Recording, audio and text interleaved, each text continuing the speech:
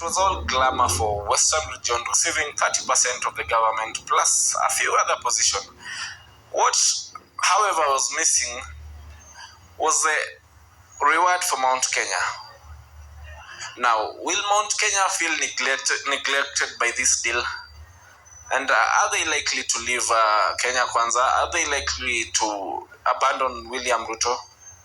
What are your thoughts about that? William Ruto, I can describe him as a confused prophet, someone full of storytelling and nothing to deliver. But when we talk about Mount Kenya, the controversial, in Mount Kenya, for them to vote for you to marshal up votes in Mount Kenya, first of all, you must tell them what their interests are, number one. Number two, your running mate, or rather the quote-unquote incoming deputy president should come from the region of Mount Kenya. That is specifically the Mount Kenya, the Gema community itself. So Ruto, by doing so, he appears to be neglecting the whole Gema community, and that is death. That is hammering the last nail on his leadership coffin. Because number one, if you neglect Mount Kenya, it appears as if you will not take the deputy from Mount Kenya. And this is it. For William Ruto to deliver votes from Mount Kenya, he needs a deputy from Mount Kenya. Otherwise, he's going to get less than 13% or less than 6% votes from Mount Kenya. And if he decides to take a DP from Mount Kenya, then this is what it will apply. Who is that? Because yes, let me take the deputy president from Mount Kenya, but who is my ally who can deliver votes from Mount Kenya? Exactly. There is no. When you look at Waiguru, there was an attempt to impeach Waiguru and it was successful at the county assembly. When you look at Rigathi Gachagua, that's a thief who has looted billions of public resources. He is attended looting through entrepreneurship. So William Ruto has no option other than choosing deputy from Mount Kenya.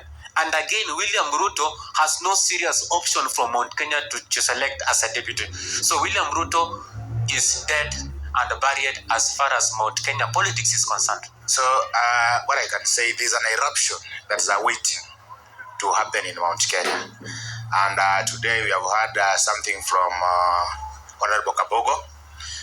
He said he's joined Kenya Kwanza with an aim of helping his people. He never went there for positions, and to his surprise today, positions have been awarded. And when you see the key positions have been given to the Western leaders, Musalia Mudavadi being given a cabinet prime minister, and Moses Wetangula being given a speaker. You know, those are key positions in government, of which those positions are no longer with Mount Kenya. So, and also Mudavadi has been given that position with conditions that he brings 70% of votes from Western Kenya, of which I see it's impossible. And the way Azimio has handled Western Province, I see it is very impossible. So with Mount Kenya, what I see, they are only left with the deputy president position. And the way these guys have been handling William Ruto for the first 5 years, I think they are waiting for the payback time. When Ruto forms government, they also cry the way Ruto has just cried in this last 5 years. That's what I can say. There's no any position for Mount Kenya apart from deputy president or ministerial positions that are with CIS positions that are going to be formed. But these top positions, Senate, majority, speaker, and other positions are already taken by Kingi, Mudavadi, and Wetangula. Let me take you back just before we started this campaign thing. There's a time William Ruto said that the only coalition that he was going to do was with the Mama Mbogas and not with political parties. In my view, William Ruto was actually addressing the Mount Kenya region that is not going to have any deal with them. And so what has just happened is not a surprise for me. It is something that he talked about some times back, and it's actually coming to pass. So with that in mind, he's going to lose a lot in Mount Kenya. Kwa Ruto kupatia Musalia Mudavadi ama jamii ya Mlembe wadeliver 70% votes from Western. Sioni kama inawezekana kwa sababu Mudavadi amewahi kusimama rais katika hii nchi ya Kenya na ile kura alipata ni like 450,000 Kenya mzima, hata si Western. So inamaanisha Western alideliver maybe kama ni 200,000.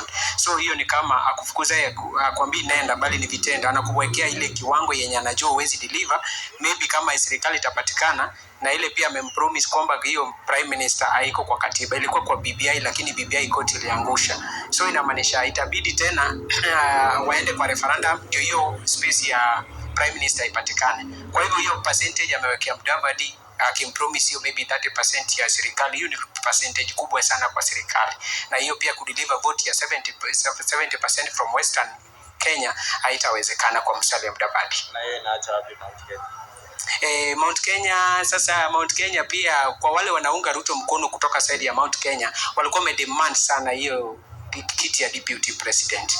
Na sasa kama vile Ruto ameona mzee Raila Amolo Odinga ameanza kupanda mlima Kenya, at least kuna percentage sasa inashuka kwa mzee Raila Odinga, inamaanisha sasa Ruto ameanza kuona ni kama watu wa Central wamemgeuka mgongo. So maybe anapiga karata huko Western, aone kama maybe watu wa Western wanaweza mpatia kura. So that's why unaona maybe anajaribu Western, lakini si ati ni kitu ukipromisiwa atapata. Inategemea kama watapata serikali, na ndio tena watafute referendum, waende kwa referendum ndio walete hiyo kiti ya prime minister, of which huwezi sema itakuwa.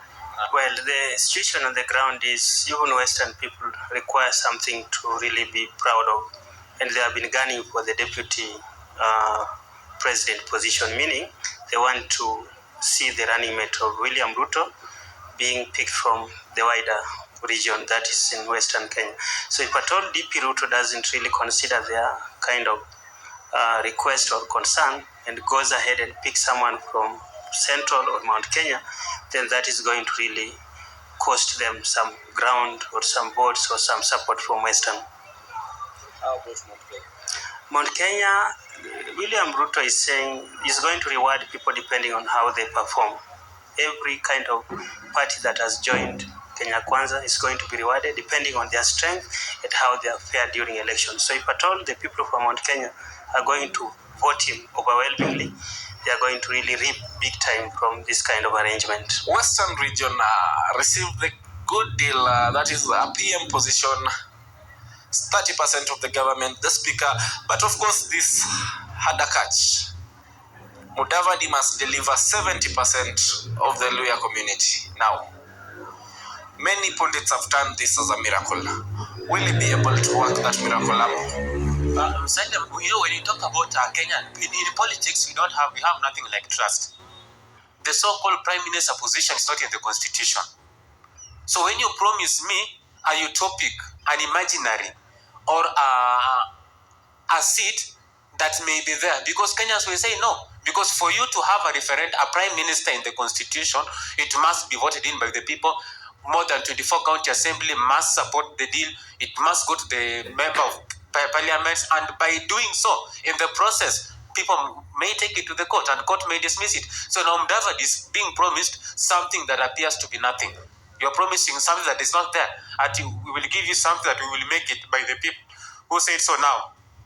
70%, Mudavadi cannot even deliver 35% of votes in Western. This is what I can say. Raila himself, Wikul Pofaranya, and any who are in 2007 Pentagon, they even couldn't deliver even 70% of Luhya region votes. When you look at Western, if we do a rough opinion polls, irrespective whichever the way, Raila Amolo Odinga is ahead of even Moses Wetangula, who is ahead of Musalia Mudavadi. Musalia Mudavadi does not appear even in, I can say even top 3, those who can marshal votes in Western. Musalia Mudavadi cannot even marshal up even 35% of votes. And that is a way of William Ruto kicking out Mudavadi in Kenya Kwanza. This is what Kiswahili goes. Akufukuzae hakuambi toka. And that's what William Ruto is trying to tell Musalia Mudavadi. If you understand very well, in 2013, Mudavadi vied for presidency, and he only garnered 400,000 votes in the whole country. And by that time, Musalia Mudavadi was in the ballot, Raila Odinga was in the ballot, and Raila managed to beat him when he vied as a president. What now of just a ministerial position, cabinet prime minister, which is not even in the constitution. So lawyers are not sure of the position, and they have also been given a target of 70% votes, of which it's very impossible to get them. So I don't see if Mudavadi and Wetangula will get those votes for William Ruto. You know, Azimio has handled Western Province very well. There are rumors that in Vihiga County, Otichilo is being given Haniri, a veteran in politics in Vihiga, as a running mate. And in Kakamega, they have handled Malala by giving Fernandez Baraza Ayub Savula. You know, that's a deal. And you know, you've already locked those guys out of Busia County. Busia County cannot even get 10%. Maybe in Bungoma and Trans Nzoia, of which I'm not conversant with that politics, but I know DAP Kenya is very vast there. So I don't see if they will bring that vote. Maybe 20%, between 20 to 30%. That's what they can bring for Ruto. That is, it's going to be a no. It's going to be an uphill task for him. It's a bone to chew because going back to 2013 when he contested for the presidency, he got around 430,000 votes nationally. And if you look at his party, it's not, according to me, it's not a national party. It's only in western part of this country. And that is going to be an uphill task for him because in western, Raila is dominating in western. Yet Mudavadi claims to be the kingpin. And so I don't think it's going to happen. It's an uphill task. Well, Mudavadi was one time a very strong politician, but of late he's really lost a lot of ground because from his wider Vihiga, he cannot command even more than 300,000 of the votes from Vihiga. So delivering 70% of the votes from Western is an uphill task for him, and he's not going even to get 500,000 because last time Mudavadi divided, he managed something close to around 400 and something thousand.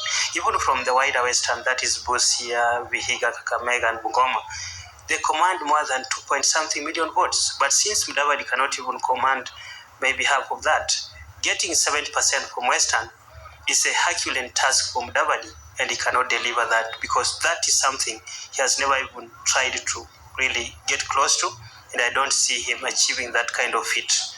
The recent opinion polls placed Raila Odinga and William Ruto both at 42% each.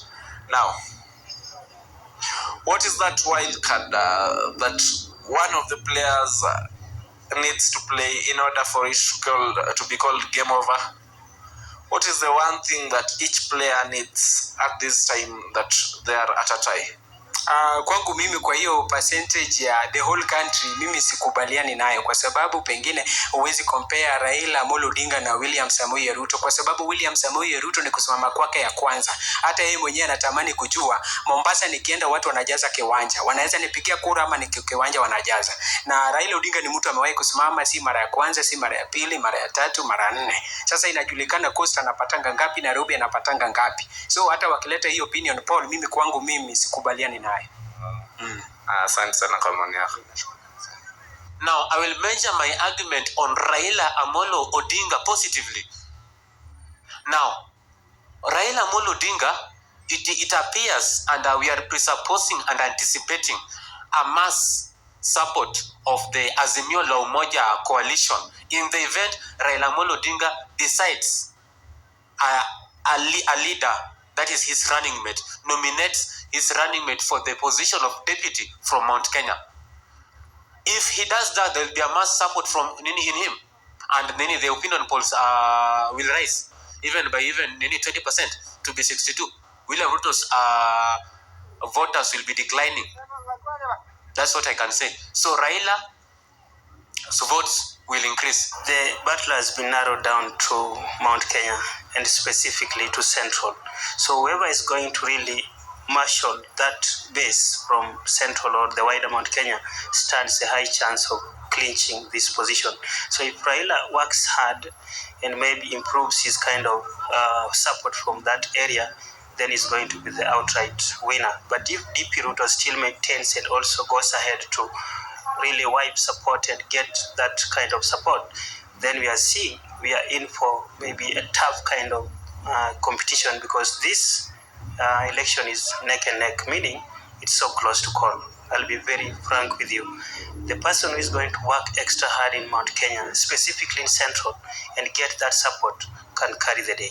Definitely, it's about Mount Kenya as you're speaking right now. Because when you look at the polls, William Ruto has been leading from last year.